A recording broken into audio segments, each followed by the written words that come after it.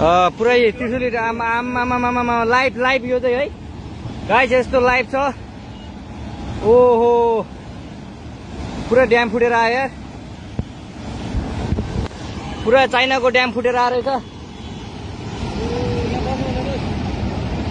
आमा ल यहाँ हामीले अब ओहो यार यो पुरै ड्याम फुटेर आएको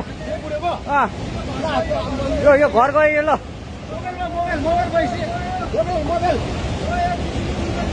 ल त्रिशुली बजारै गयो यार। ल गयो यार। ओ ए सिलास यता आऊ यता